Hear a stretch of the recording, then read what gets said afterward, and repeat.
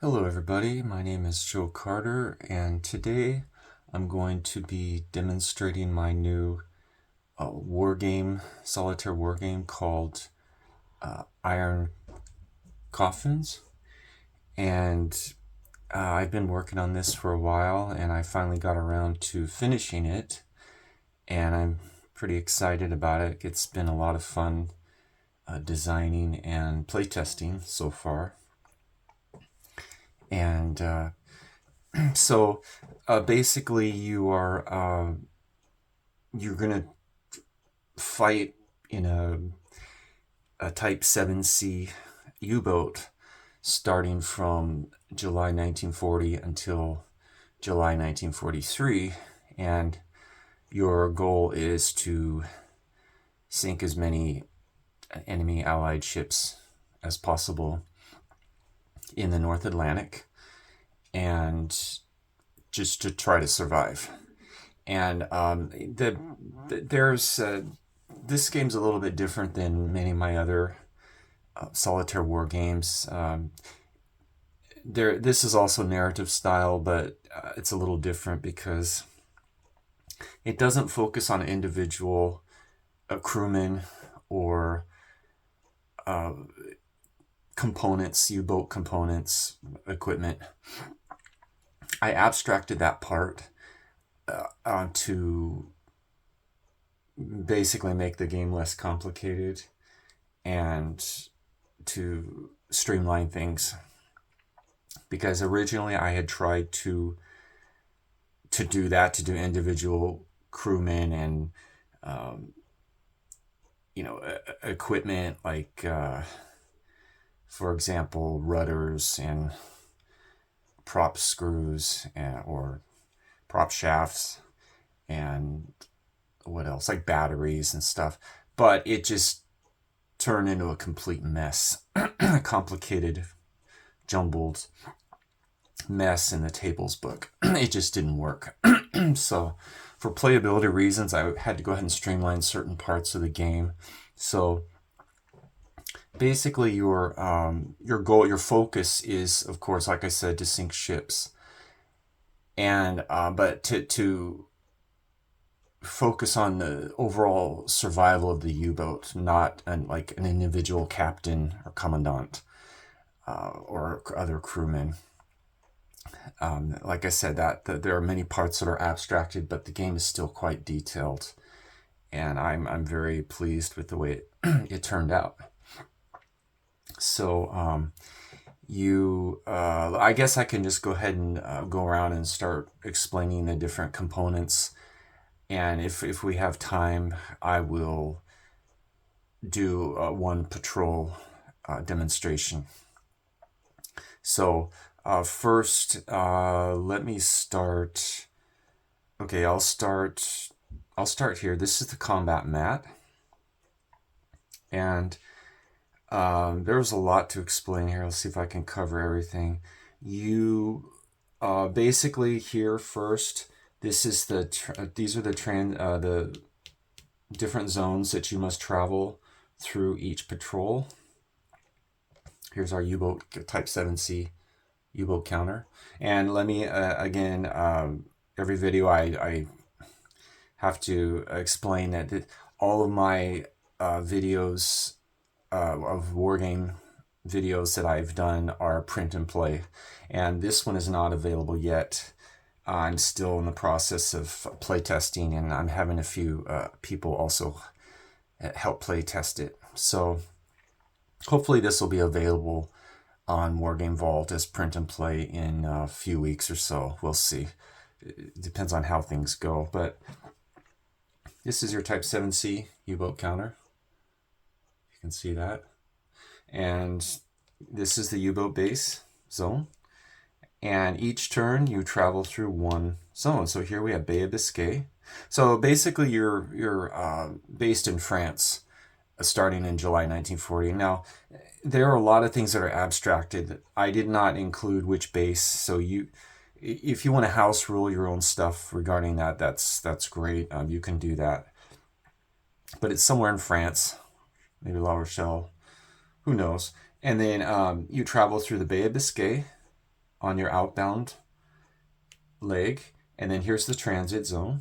And then North Atlantic 1, Patrol 1, North Atlantic Patrol 2, North Atlantic Patrol 3, and North Atlantic Patrol 4, and then you circle around, and then you come back through transit, Bay of Biscay, and U-boat base.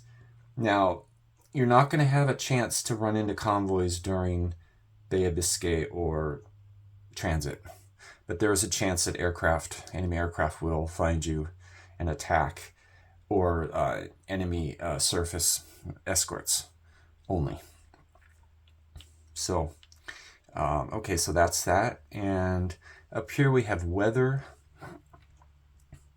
Each turn you travel through each zone. So each zone you're going to roll for these conditions. This is weather, good, poor, bad, foggy. And time, day or night. And water depth, we have shallow and deep.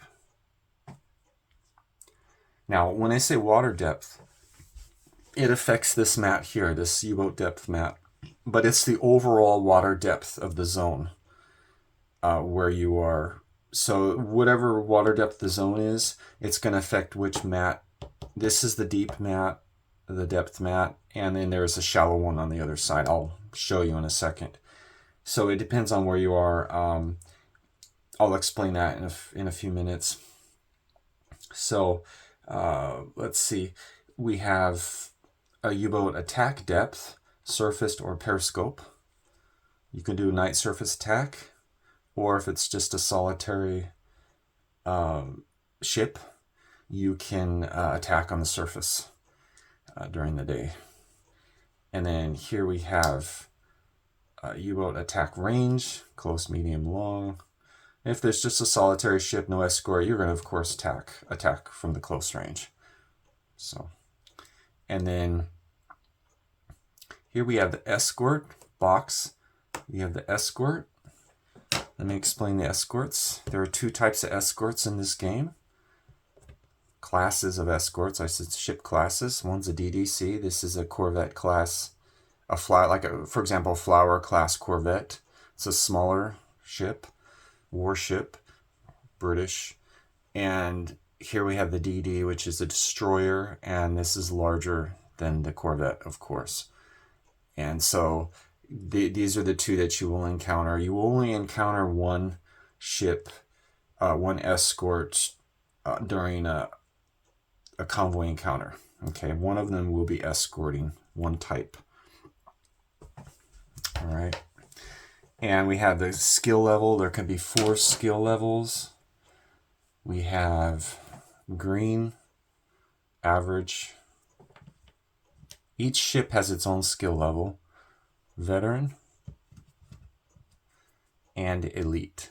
So, for example, if we encounter a convoy, and then, oh, it's a Corvette, and then, oh, it's an elite Corvette. Uh-oh, he's tough. You got to be careful. So you always put the skill level next to the ship type, or the ship in each box. I just keep them up here for convenience. Okay, and here we have U-boat torpedo and deck gun attack.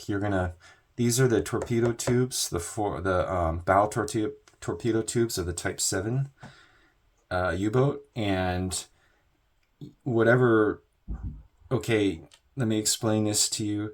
The escort shows these gray boxes is where you're going to put the torpedoes that you target, the ship, or the deck gun. There's only one combat round during during convoy attacks, so you have to dive after you attack, and then they try to detect you and everything.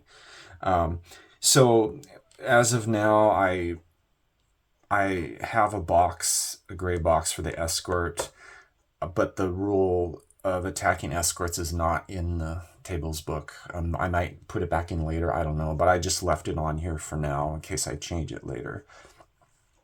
So you can have a maximum of 5 torpedoes launched each encounter before you have to dive and try to evade detection. And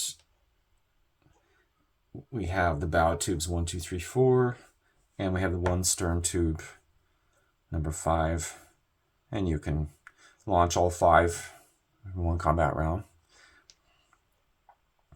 Now, there's not, like I mentioned earlier, there's not individual damage modeling for this game. So you can launch the torpedoes no matter what, but I'll get to this, Matt, in a second to explain. But the more damage, systems damage the U-boat has, the less chance of hitting your target with the torpedoes or deck gun ammo. So here we have the reserve, bow reserve torpedoes. You can have a maximum of 8. And let me explain. This is the type, this is a G7A steam torpedo and a G7E electric.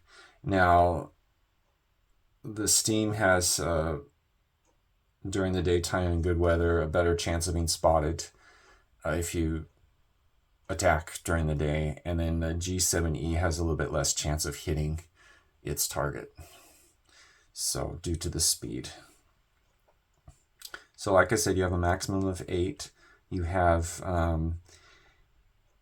a total of, let's see, I think it's, let's see, we have 8, yeah, 14 torpedoes, and we have, I believe it's 6 and, let me see, 1, 2, 3. Yeah, we have 8 G7As and, okay, it's 15, okay, and 7 G7E. You can't pick and choose. That's just what they're assigned. So, and here we have the deck gun ammo. And now, if you come across a single ship, maybe it's damaged. Sometimes they're damaged, maybe by a storm. They got storm damage, or who knows what. They were hit by a U-boat, another U-boat. You can surface and use your deck gun to attack them. If it's a convoy, you cannot use your deck gun. You have to fire your torpedoes and then dive to try to evade. You would just be blown to pieces if you try to use your deck gun on a convoy. You would have no chance at all. You'd be sunk immediately. So, okay, that's that. And as, like I said, as you target each ship, you choose which box to place the torpedoes in, and then you roll for each torpedo to see if it hits or not, and then how much damage it causes, whether it's a dud, doesn't explode, or how much damage it causes if it does explode.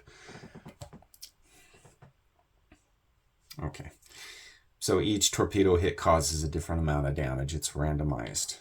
Sometimes there's a critical hit and it causes twice as much damage. So that's a good thing to remember.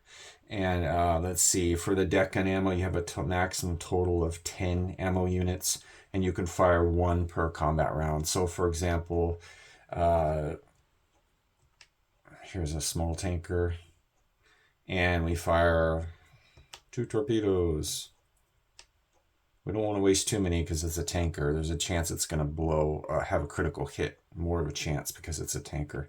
And then we're going to also do 1 deck gun ammo. So you can do a maximum of 1 deck gun ammo unit per combat round if it's a single ship. And then you can do a maximum of 5 torpedoes. Now, if it's a single ship, you can reload your torpedoes and keep attacking, but you have to keep rolling each combat round to see if an enemy escort ship shows up or an enemy aircraft shows up. So it's not like just, there's no risk. There's always a risk that you're going to get attacked while you're attacking a single ship on the surface. So all of this is in the tables book, so you don't need to memorize any of this. Okay, and let me go through some of the ships. There are 6, let's see. Yeah, there are actually 2 types of regular ships. There are cargo ships, which are basically freighters, but I call them cargo ships in this game. And then there are tankers that carrying oil or fuel oil, whatever you want to call it. So here's a small cargo ship. And There's a medium cargo ship. I used World War II photos and I colorized them red. I think they turned out pretty nicely. And there's a large cargo ship. Now, the larger the ship, the more hit point damage it has. And it's a little more difficult to sink. And there's a small tanker. And let's see if I can find a medium tanker. And a large tanker. Now, occasionally, if I can find it here, occasionally you will run across an AP. This is a troop carrier, a warship, and these are a random event. So you're not going to run into them because of their speed. They run as lone ships, zigzagging to try to avoid, torpedoes from U-boats.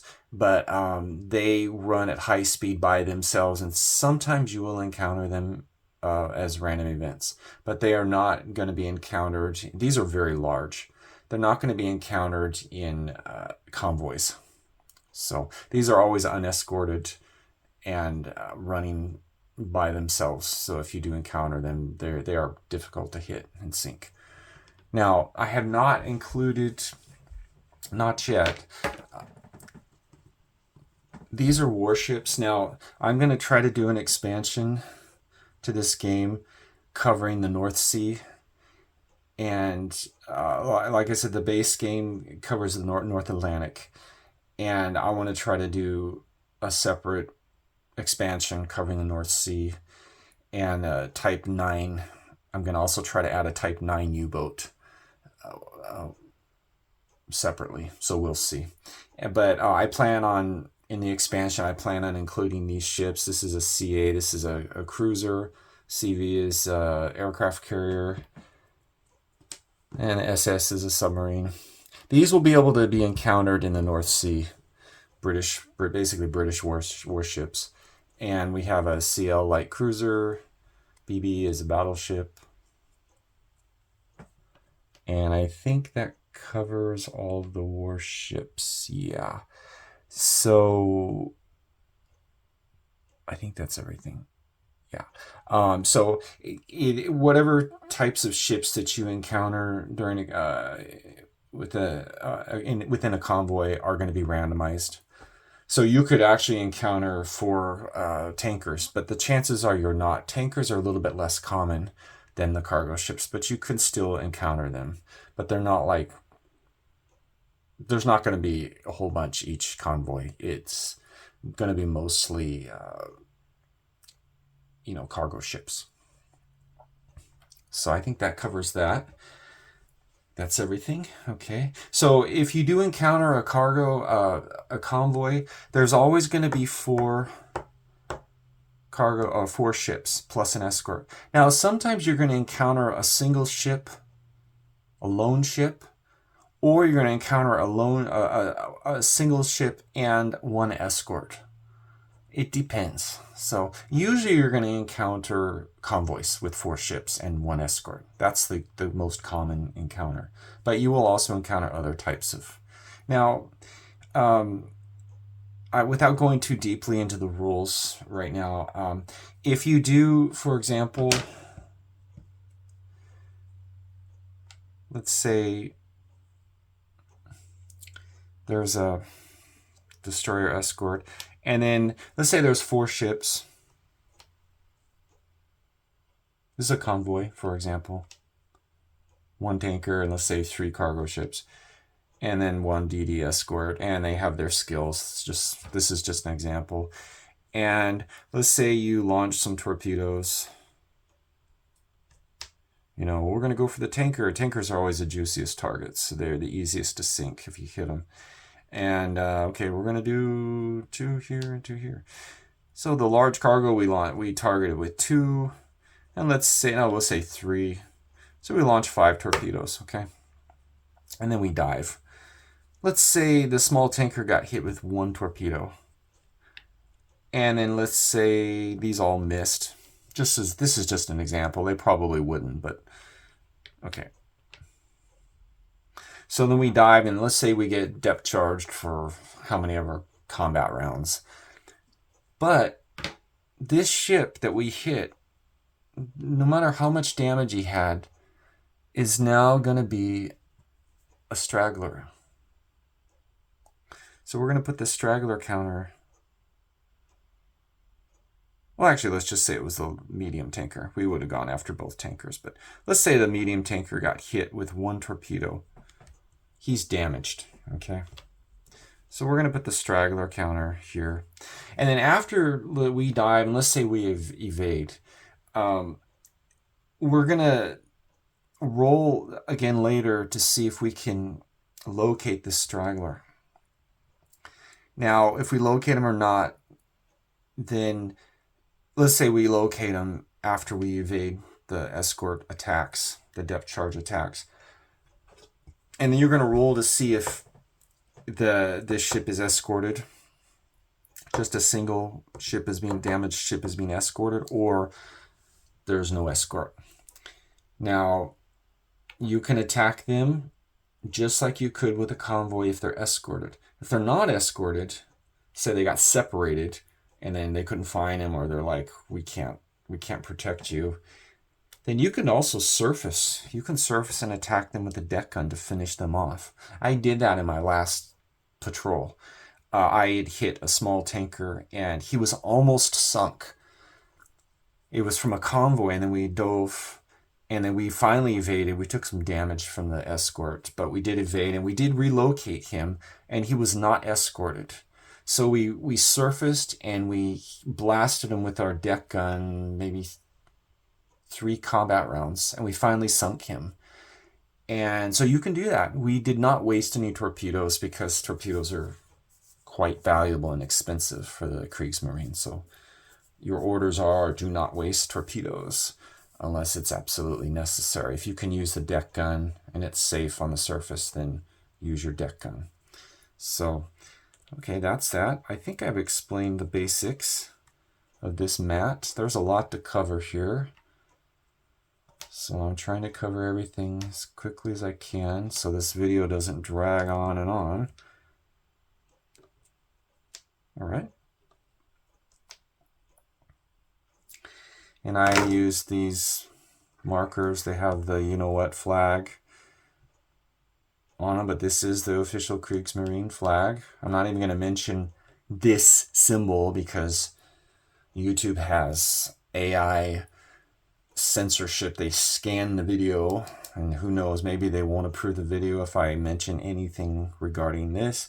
But if you're offended by these symbols, these are the flag, the correct historical Kriegsmarine flags. I might also include just little iron crosses as alternatives if there are any people who are offended by history. So let me go to the next mat. Let's go this way. I think that's probably best. And then we'll cover this last. This is the basically the damage mat, the U-boat mat, whatever you want to call it. And this is where you're going to track damage, basically. The damage control that you're doing each combat round. This game has quite a few choices. Even though I streamlined a lot of stuff and I tried to simplify stuff, there are quite a few choices in this game, and which I think makes it quite fun and challenging. Player choices. So let me just, instead of trying to explain, let me just go through each one. Here we have hull damage. Now everything starts out at 0, of course, when you first leave on your patrol. Now, if you're depth charged or attacked by enemy aircraft, there's a chance that your hull will sustain damage. Now, once it hits 5, see here, if you're surfaced, your crew abandons ship. That means the sub is finished, it's toast. The U-boat is finished. If submerged, the U-boat sunk and crew is KIA, killed in action. So This cannot be repaired. Hull damage cannot be repaired while at sea. Always remember that. It's very important. Each hull damage hit that you sustain, let's say you only sustain 1 damage. When you dive, you're going to have to do flood damage control each combat round no matter what, because the hull has been compromised. The water is going to come in no matter what. So penetrated. So it's all, like I said, it's all abstracted, but it's still quite challenging. So for example, I'll get to this, Matt, in a second, but the deeper you go, the more chance of your flood damage control is not going to stop, reduce or control the flooding, and it's going to increase the level. The deeper you go, plus the more hull damage points that you have sustained, so they compound. Now, the reason I say the deeper you go is because, of course, the water pressure is greater the deeper you go, and the more it's going to force its way into the sub due to the hull damage. So, okay. And then here we have systems. Systems damage affects a lot of different things. And like I said, this is abstracted. So it's going to affect your ability to attack, your ability to evade, getting hit by depth charges, things like that. And also how quickly you can dive to avoid being hit by aircraft attacks. So the aircraft have a better chance of hitting you the more systems damage you have. Like basically it's simulating it slows down your diving ability, the speed that you can dive, like emergency dive, crash dive if you spot an aircraft attacking. So it's all, like I said, abstracted, but I think it works fairly well. So here, note B, U-boat sinks 1+1 depth level. Now, that means that there's so much damage that it's difficult for the U-boat to maintain depth, even if you have the flooding under control. Okay. So let's say you dive. I'll get to that in a second. I'll explain it in a second. So if flooding, if you have C is the U-boat sinks +2 depth levels per combat round that you're submerged. Okay. Now the U-boat is not automatically destroyed due to this damage. The only time it's automatically destroyed is if your hull damage hits 5. Then you're finished. The reason why I did this, where you're not automatically killed, is because I think it's a little bit anticlimactic. And I want to give players a chance to try to survive and to add to the tenseness of the difficult situations that maybe U-boat crews faced. So the chances are you're going to get crushed by the depths, the water pressure if you go too deep, because you can't maintain depth. And if you surface, we got no choice. We got to surface. Then the U-boat is captured, or the crew's captured, or the U-boat is sunk. So anyway, let me go back to here. Here we have the flooding level. It's kind of the same as the systems damage. We have, if you hit flooding level 4, you have +1 depth level you cannot maintain, so you sink 1 depth level. And if you hit 5 flooding, then you're going to sink 2 depth levels. Again, the U-boat is not automatically destroyed, even if it hits flooding level 5.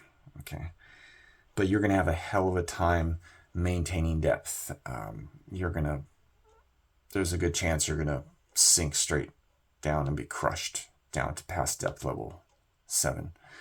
So here we have crew. Now, this is abstracted.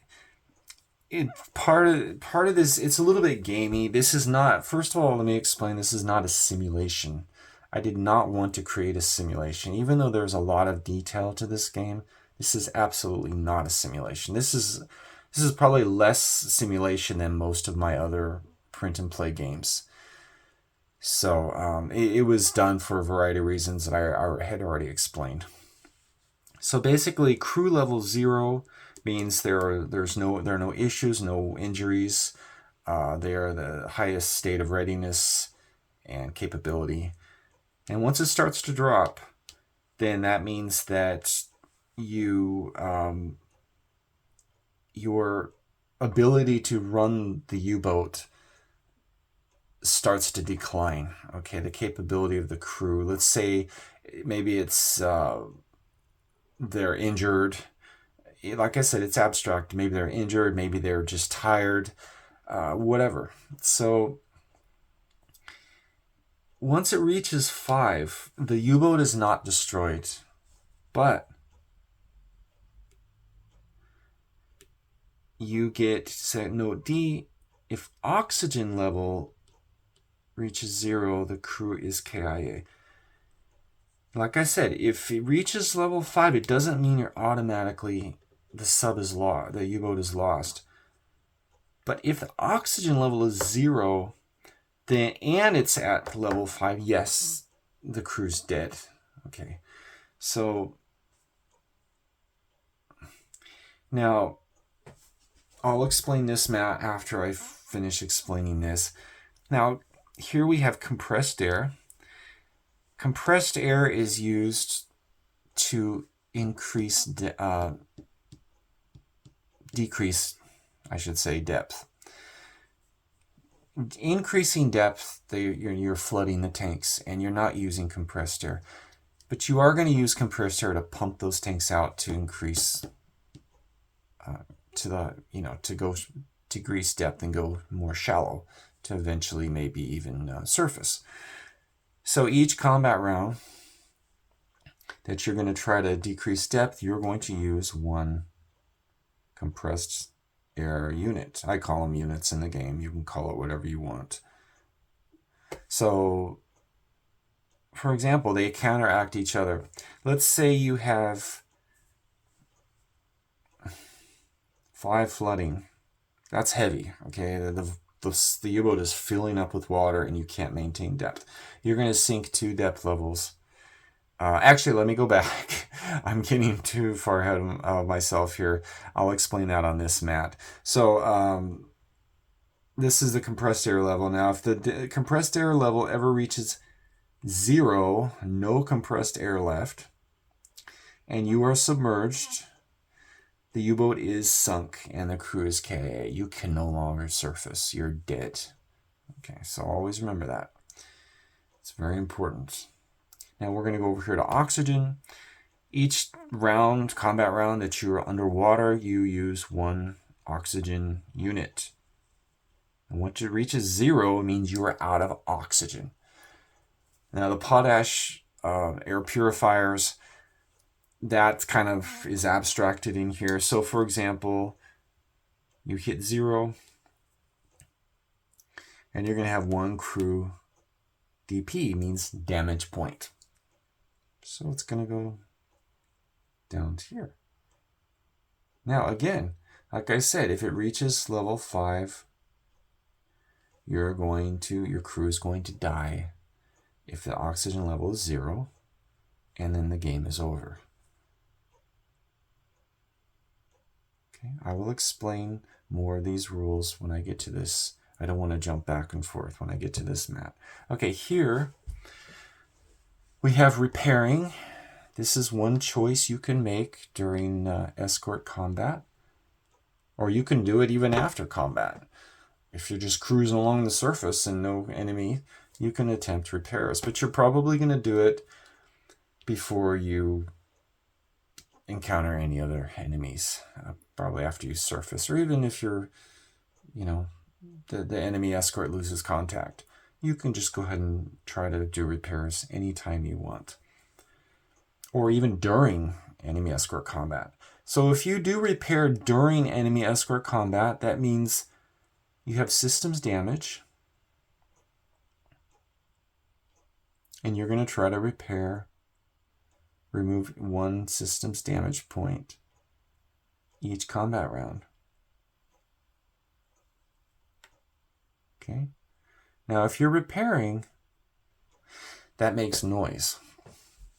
You can't do silent running if you're repairing damaged systems. You have a better chance of being detected if you're not silent running. So that's a choice you're going to have to make. Everything's interconnected on this mat, so you're going to have to make some difficult choices if your U-boat sustains damage. Okay, let me make sure we're still recording. Okay, good. I don't want to be doing this video and it's not even recording.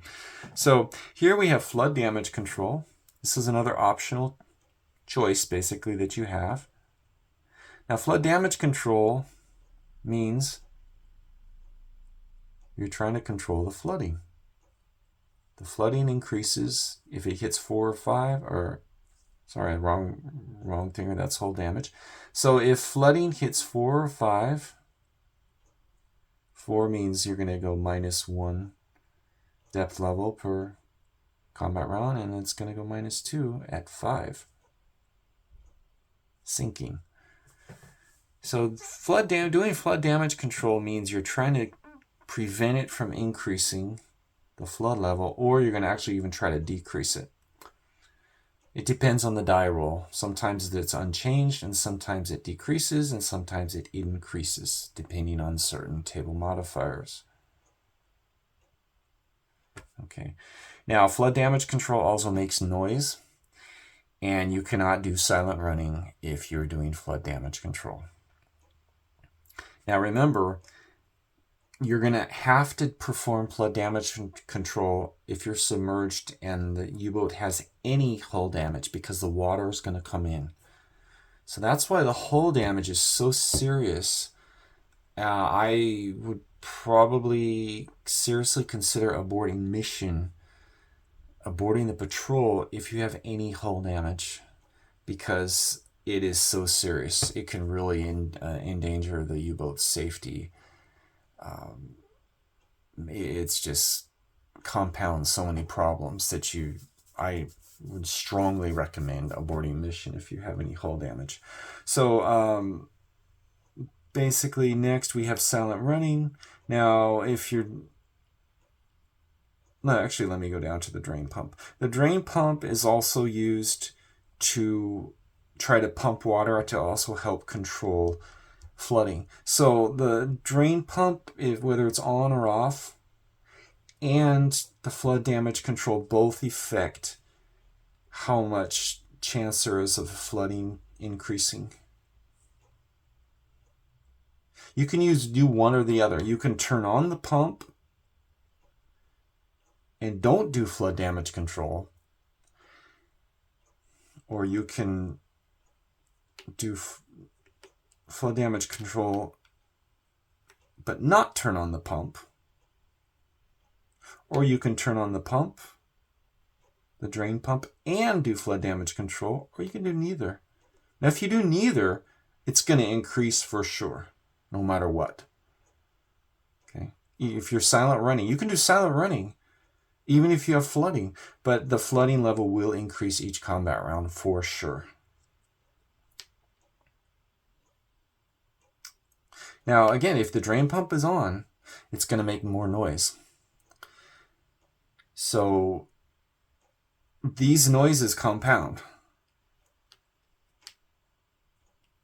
Let's say we're doing flood damage control and the drain pump is on. You're going to have a +2 modifier on the detection table, the escort detection table. So keep that in mind. You're going to have to decide, well, we're going to try to control the flooding and risk being detected and attacked, or we're going to let the flood level increase, do silent running, and try to hopefully he loses contact with us. They're always difficult decisions to make in this game. Okay, I think that covers. Yeah, that covers. And again, like I said, it's silent running, yes, no. You have to have the drain pump off, no flood damage control, and no repairing if you're going to do silent running. You can always do silent running no matter what. But if you have flooding, it's going to increase each combat round, period. Okay. Again, you cannot do repairing or flood damage control or have the drain pump on and do silent running at the same time. Now, if you only have systems damage, and let's say no flooding and no hull damage, you can say, no, we're not going to do, let's say we have 3 systems damage. That's a lot. So we're not going to do repairing. We don't want to make noise. We're going to do silent running. And we're going to leave this damage as it is. We're going to take a chance and not do repairing. Hopefully the enemy escort will lose contact and we can repair later. That's always a choice you have to make. Okay, I think that covers this mat. Now, I'm going to jump back and forth a little bit now because I have to explain some things on this mat, both mats. This is the skill point mat. In this game, you have skill points for your crew. Like I said, I use the generic term crew. It covers all the crew. The skill points abstract different parts of the crew, but it's just considered the crew. For example, we have command. That would abstract maybe the first watch officer or the second watch officer, the commandant, whatever. We have the deck gun skill, crew skill. We have the flak gun crew skill. We have flood damage control crew skill. Hydrophones, medic, radio, repair, TDC is for targeting with that's a targeting computer for the torpedoes, and the watch. And so all of these skills are, you can have a maximum of 5 points per skill. Okay. Now, each skill affects different things in the game. For example, command affects your initial attack run on a convoy, whether you're detected or not. Okay. And it does affects other things. The deck gun skill affects your chances of hitting a ship with your deck gun when you're surfaced. A solitaire ship, and a flak gun increases the chances of hitting an aircraft when you're being attacked and you can't dive in time. Flood damage control, of course, affects the chances of successfully reducing the flooding level, if you have flooding. But you have to be performing flood damage control to get this benefit.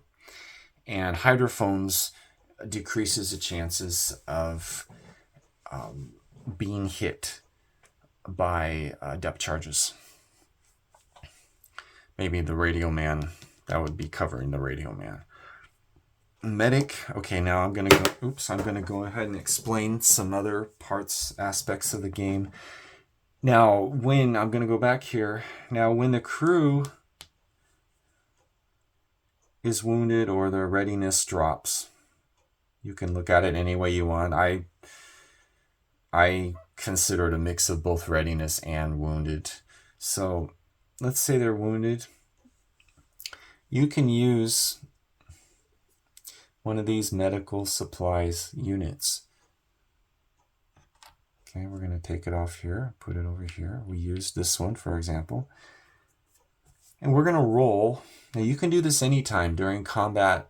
Anytime. There's no noise. It doesn't increase the risk of being detected. You can try to reduce. In this game, I use the term DP, damage point, as a generic term for all of these. Now, this isn't really a damage point on the crew, but I went ahead and used that term to keep it consistent with the other aspects of the game. So these are all considered damage points. These are considered units, the oxygen and compressed air. I would just went and use the term units for these two, but these are all considered damage points, DPs. You can reduce a DP 1 level per attempt but you have to use one of these medical supplies units to perform the attempt. And whether it's successful or not, this is lost. Okay, this represents medicine, bandages, whatever. It's a little bit gamey, but I wanted to include something like this to give players choices and to increase the tenseness of the game. So, for example, say, yes, we're successful. You can decrease 1 per chance. Now, you can only have a maximum of 5 medical supplies units. And these, okay, I'll come to these in a second. So you use 1 per. You can do 1 attempt per combat round. If you're being attacked by an escort. And so let me put that back here. Now, the medic skill increases the chance of you being successful in reducing the crew DPs. That's why it's very important. Like, let's say you run out of oxygen. 0 oxygen. Oh no. You can think of it as this way, that oh no, it's dropping. And then once it hits 5, the crew's dead. You can use these to reduce or keep it the same, basically. So, for example, we're at 0 oxygen, so it's going to be a -1 automatically on note. A +1 crew DP. So if you use one of these, okay, it increases by 1. But then you're successful with one of these medical supplies, you also decrease it again. So you can keep it the same level. If you're at 0 oxygen, it's going to go to a 3. And yes, we successfully use one of these, and it reduces it to a 2 again. So it's staying at 2 each time you're successful, even though there's no oxygen left. But eventually your luck's going to run out, because you can only have a maximum of 5 of these medical supplies units.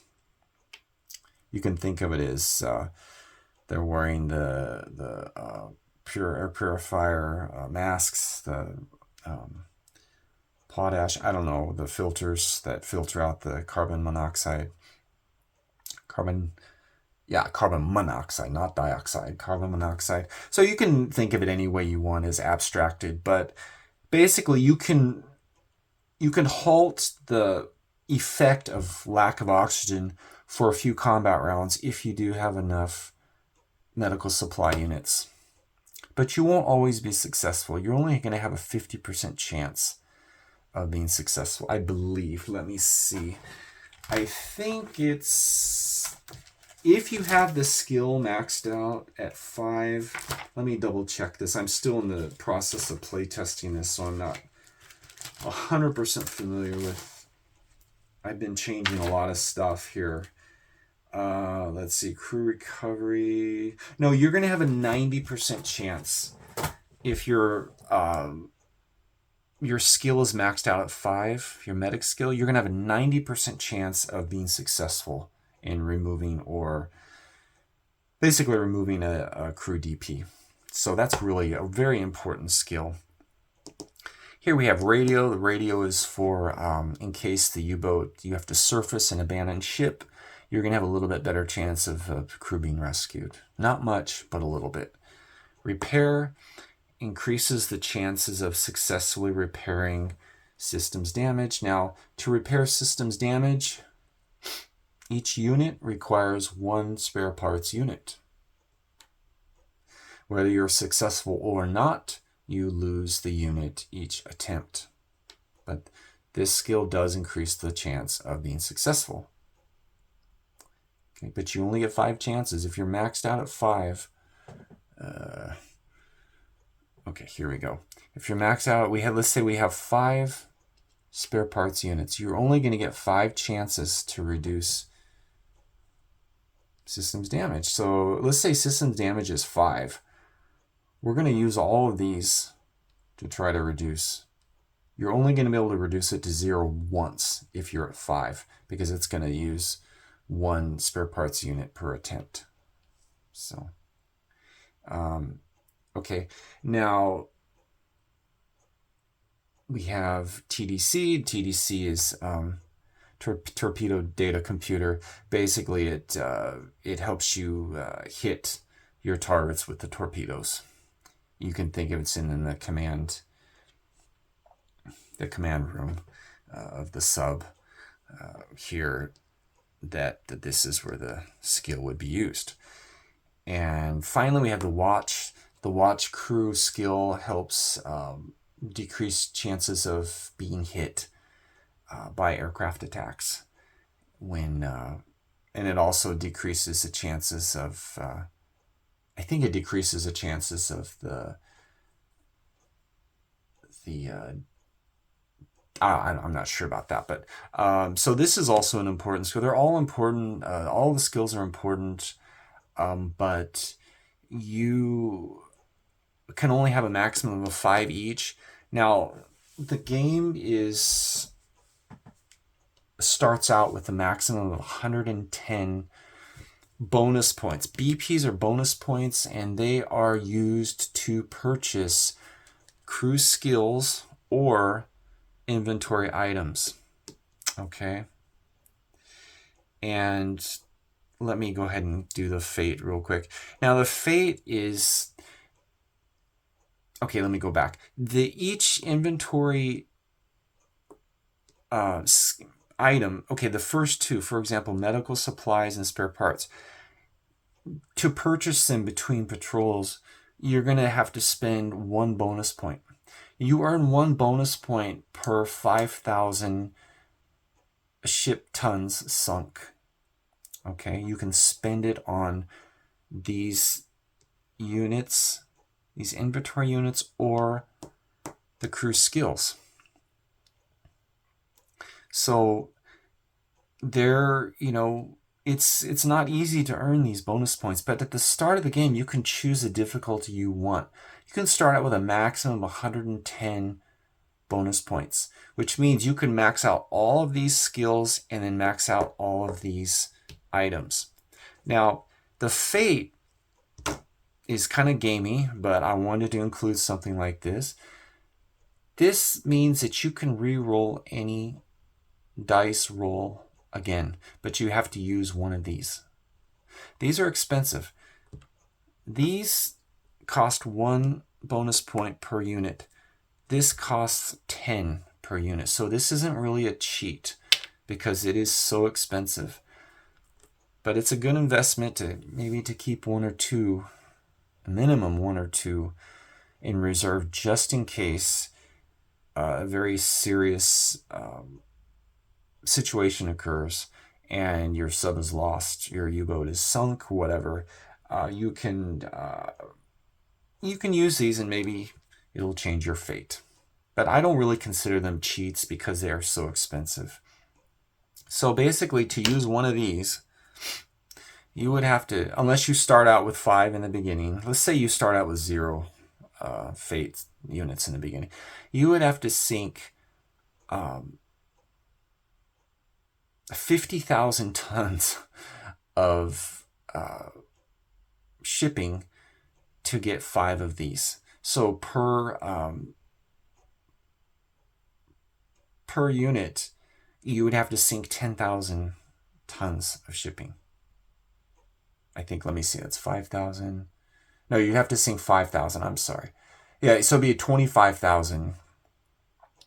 Yeah, that's a lot. So you'd have to sink 5,000 tons of shipping per unit to purchase these. So these are very expensive, but I think they're useful as kept in reserve. So here we have, let me go back one more time. Now, these are reserve bonus points. The ones, whatever ones you don't use, you can keep them in reserve for the future. You don't have to spend them right away if you don't want to.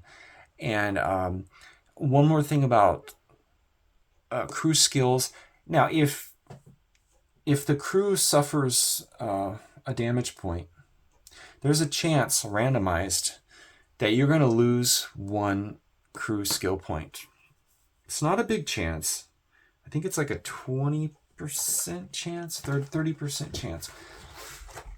So basically it means that they're injured so badly that they're not going to be able to recover anytime soon when you get back to base, and so they are losing their skills and they're being replaced. The crew's being replaced. So you can lose skill points when you're attacked and you suffer crew damage points, even if you use these medical supplies to decrease the crew skill, the crew level, status level. You still lose the skill points if you do roll.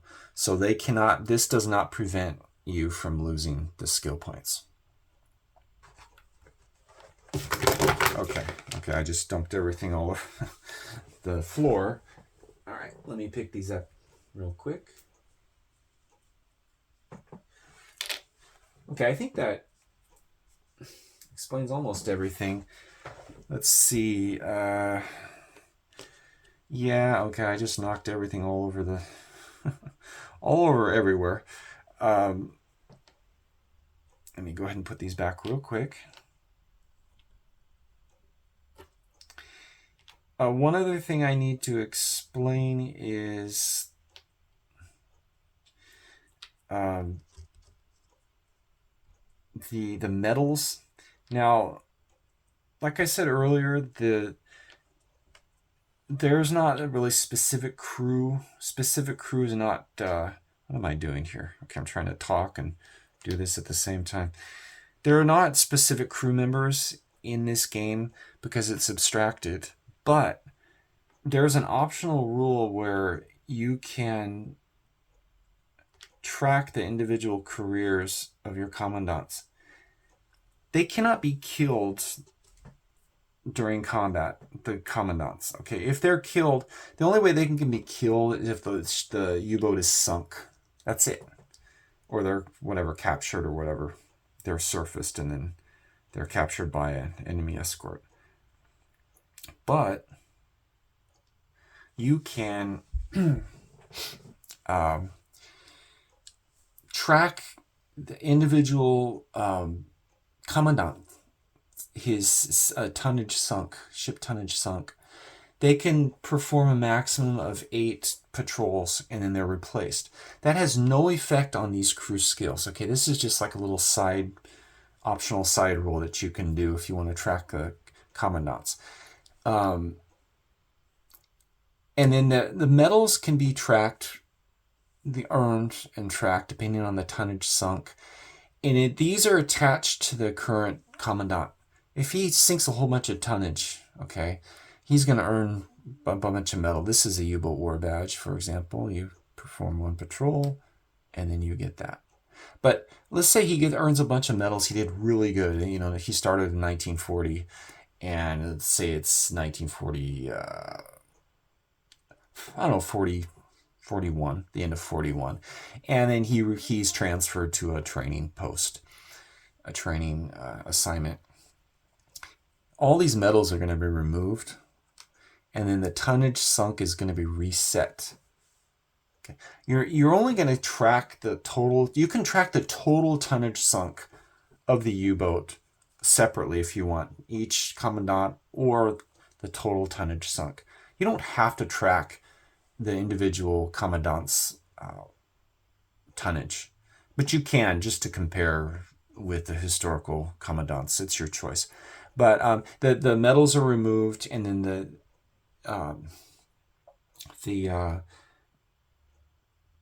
commandant's replaced, the medals are removed, and the tonnage is reset to 0 if you're tracking individual commandants. You don't have to do that. It's optional.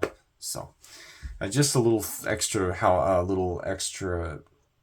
optional rule I threw in there for people who want to do a little bit more narrative, style play.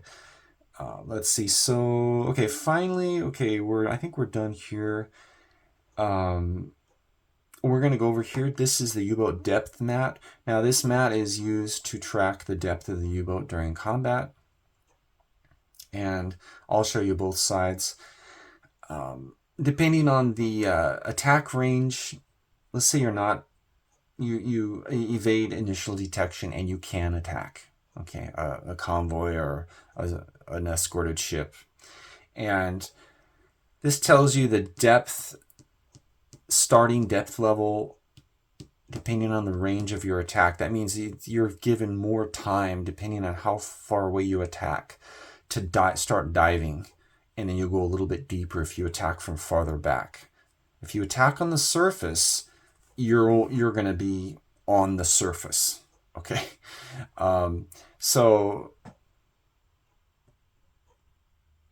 Okay, depending on okay, for example, if you attack a night surface attack from close range, you're going to start at depth level 0 on the surface. That's close range surfaced. That's the worst situation you can be in, so that's a very dangerous thing to do because you can get rammed if very easily. And then night surface attack from medium range, you're going to start at depth level 1. So these are depth levels here. This means surface, shallow, deep, below test depth. You can go down 1 depth level per combat round. You can dive. No matter what. No matter how much systems damage you have, you can always dive deeper. Now, the opposite case isn't always true. If you're down deeper and you have a lot of damage, flooding or systems damage, you might have a very difficult time surfacing. So here we have the safe depth level. This is the default level. This is the deep mat. On the other side is the shallow mat. Depending on the the zone. For example, the Bay of Biscay is always shallow. Transit is deep or shallow. It's randomized. And the North Atlantic patrol zones are always deep. So here we have each depth level. It goes down to 6 for deep. And then below test depth is 7, which means there's a chance that you're going to incur hull damage each combat round you're below test depth. Now, here's a safe depth level counter. 6 is the deepest you can go if you have no hull damage, 0 hull damage. Each hull damage point that you sustain, okay, when I mean as deep as you can go, I mean before it implodes. Now, you can go below test depth if you have no hull damage, but you're going to still risk the chance of getting hull damage because it's too deep and it's putting so much pressure on the hull of the U-boat. Now, each damage point that you sustain, the safe depth level means you don't have to roll for extra hull damage. This is the deepest you can safely go. It decreases by 1 depth level. So, for example, if we have 3 hull damage points, it's going to be 1, 2, 3. 3 is the deepest that we can safely dive. If you're 5, we'd be destroyed. But let's say it's 4, 2 is the deepest you can safely dive. Now, let's say this is be suicidal, but let's say we're at depth level 2, we have 4 damage, and we're way down here. Let's say we sustained a whole bunch of damage and we're like, no, we're not rising. We're going to stay deep. You're going to have modifiers like a plus, I don't know what, let's see. It depends also on the hull damage. So let's say plus 1, 2, 3. Yeah, we're not below depth level, test depth. So you'd have a plus 3 modifier for being crushed because you're below the safe depth level. Okay. So each level that you're below the safe depth level, which I guess, it would be considered below test depth because of the hull damage. That was kind of the same thing. So you'd have a very high chance of being crushed if you're below the safe depth level and you have a lot of hull damage. So the deeper you go, the more chance you're going to have of being crushed and crew killed. So that's that. right? Yeah, level 7, depth level 7, it can never be safe depth level. Only 6 is the deepest. And for example, if we do have flooding, let's say we have 5 flooding or 4 flooding, that's a +1 depth level. Okay? Let's say we're here and we have flooding. Oh no. The beginning of the combat round, we automatically sink 1 level. But we have compressed air. We're going to counter that. We're going to use 1 compressed air, and then we're going to maintain our depth at 3. Okay. Now, the more flooding you have, the more chance of you're not going to be able to increase the depth. Okay, so you have to roll. It's not an automatic. So if we have a lot of hull damage, or no, I mean a lot of flooding damage, okay? And then also systems damage affects increasing the depth. You can use 1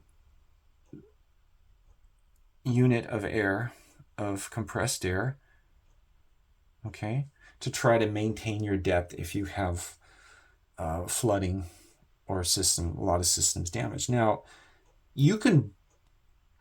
each unit of air that you use, it increases the chance of you being successful. So for example, you can blow, it's like blowing tanks. You can blow all of it in 1 combat round. We're going to surface. You have a lot of flooding, a lot of systems damage. We're going to blow tanks and we're going to surface. So we have a much better chance. But if you fail, you can't surface, you're dead, because you just used up all your compressed air. Now, keep in mind too that systems damage does not make you lose compressed air. That's not affected. That's separate, so you don't have to worry about that. It doesn't affect oxygen either. So it's it sounds complicated, but I think it's written fairly clearly in the tables book. Everything interacts together, and it's very the more damage you get, the more chance that you're not going to be able to surface, basically. That's what it comes down to. Just like a real U-boat, I suppose. Now, this is the deep mat. This is the shallow mat. Now, the shallow mat can only go down to 4 depth levels. And then number 4, you're on the seabed. Okay. Now, once you get down to level 4, and you can actually rest the U-boat on the seabed, and then you're going to roll. You're not going to know before then, until you land on the seabed. You're going to roll to see what type of seabed composition it's made of. We have muddy seabed, sandy seabed, which would be no effect. Muddy seabed would mean you might get stuck in the mud.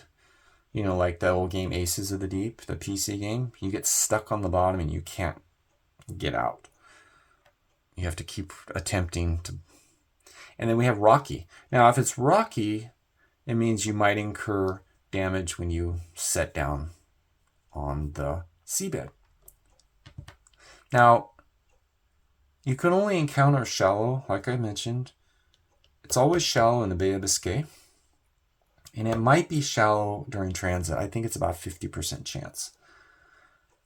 So you can purposely set the U-boat down on the seabed.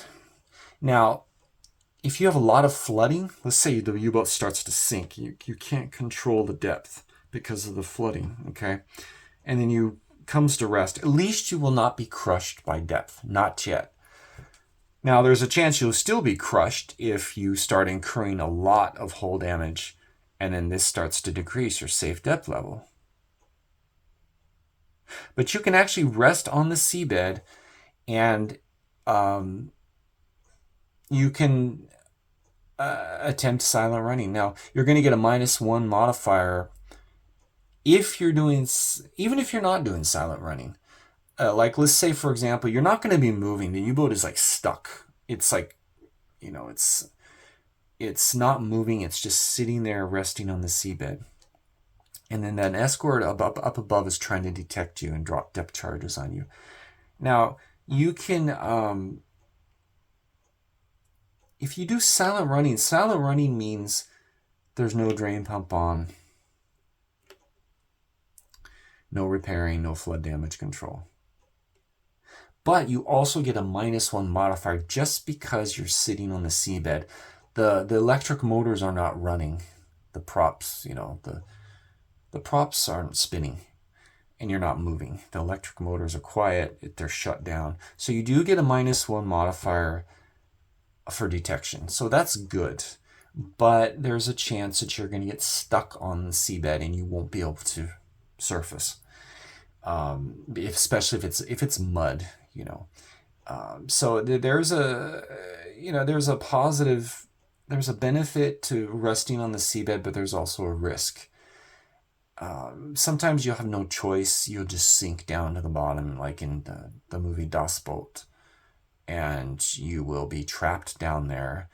And let's say if you run out of spare parts units, everything affects your ability to surface. How much flooding damage, how much systems damage, the crew level.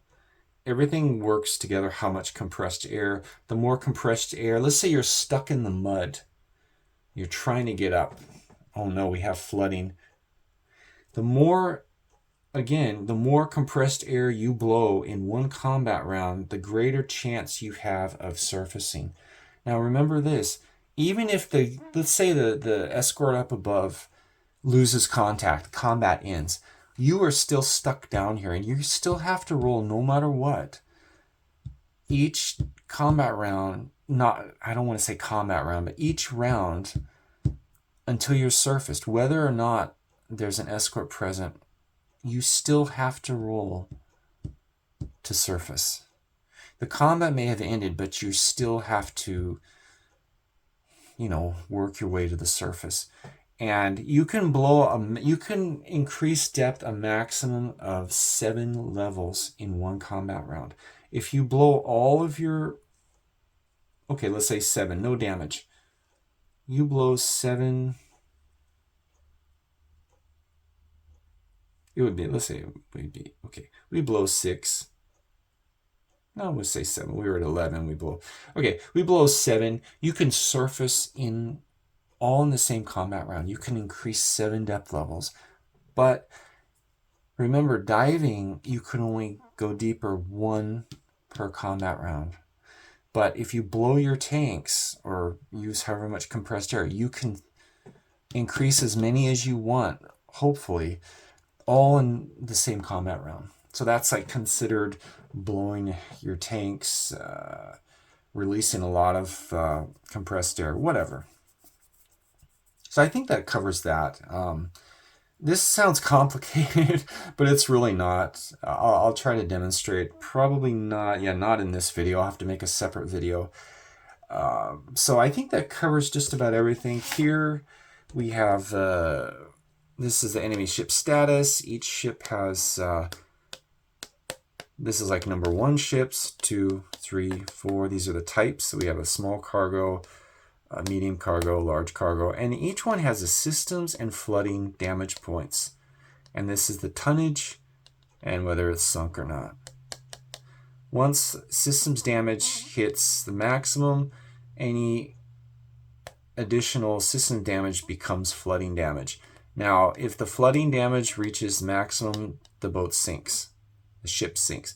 If system damage reaches maximum, the ship is disabled and it cannot move, and it's an easier target. So we have this is a maximum submarine. I don't know. I may or may not include it in an expansion. We'll see. Enemy submarine. And here we have enemy aircraft and warship. And we have I forgot to mention the aircraft. On enemy aircraft, there are 3 types of aircraft you might encounter. This is a Hudson, Catalina, and Sunderland. Depending on the size, this is considered a small one, small aircraft. This is a medium, Catalina, and the heavy one is a Sunderland. they can sink you or heavily damage you. And as the war progresses, the greater the chance you're going to get hit. You're going to get attacked, especially in the Bay of Biscay. So as the time progresses and the years pass, you're going to have a more and more difficult chance of survival, which was historically the same. I think that's everything. Yeah, let me go back here. We have the aircraft damage, and you can try to shoot them down. Maybe, maybe not. And we have the Corvette damage. Now, these are not going to be used as of now because you cannot attack escorts. So far, I might change the rule later. And we have the troop transport. And we have light cruiser, heavy cruiser, battleship, and aircraft carrier. Hopefully, these will be used in the expansion. We'll see. I think that's everything. I'm going to go ahead and... I believe, oh yeah, then there's a chance of a wolf pack. There's like, I think it's like 30% chance of a wolf pack. When you encounter a convoy, a wolf pack attack means multiple U-boats attack, and you have a better chance of remaining undetected the initial, during your attack. If you're attacking and you have to roll for detection before you can attack. That means basically you couldn't get close enough. If you're detected, you could not get close enough to make an attack before you could attack. So if you are detected, then you can't attack that encounter and you have to dive and then they try to detect you.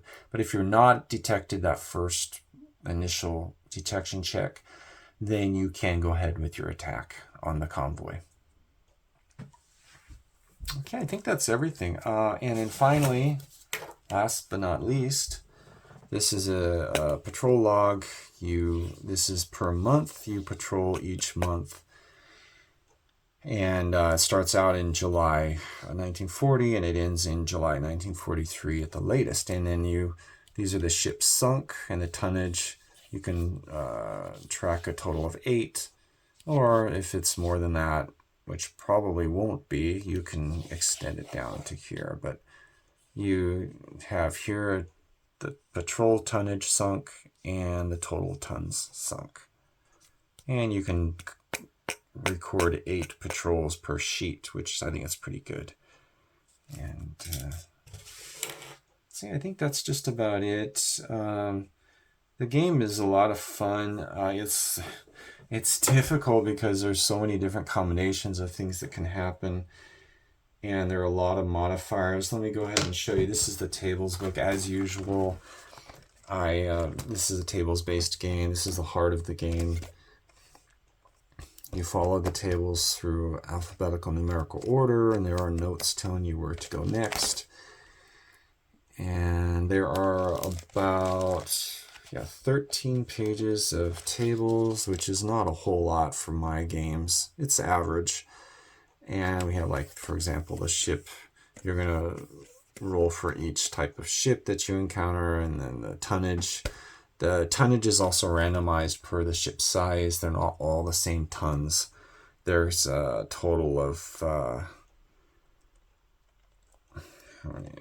the tonnage can vary... 10. There's a D10 roll for each ship size. So there's 10 different variations of tonnage. So the game is never going to play out the same. And then we have deck gun attack tables, torpedo attack tables, aircraft encounter attack tables, and I wanted to include rules like to try to recreate Das Boot moments, like in the movie, at the end of the movie when they're stuck in the bottom and the flooding. That's kind of like what I wanted to do here. It can get pretty intense if you're stuck on the seabed and you're like it's in the mud and you have a lot of damage and you're running out of oxygen and the flooding's increasing. It's it's pretty intense, and I think it's a lot of fun. And just remember, you don't need spare parts units to perform flood damage control, but it's systems damage can affect flood damage control. Okay, so it's kind of like abstracted, representing the drain pump. The drain pump is less effective, or maybe it's not working, but you can always turn on the drain pump because this is abstracted. But everything affects everything else. How much hull damage, the systems damage, both affect the level of flooding, whether it increases, decreases. Flood damage control performed, yes or no. So it's everything affects everything else, and there are so many combinations of choices you can make depending on the situation. Hopefully, this will give the game a lot of replay value to keep people interested. So I think that's all for today. I'm going to go ahead and end this video. I'm going to make a separate video demonstrating one patrol. It'll be shorter than this video, and hopefully that will give you an idea of the basic gameplay. So I think that's all for today.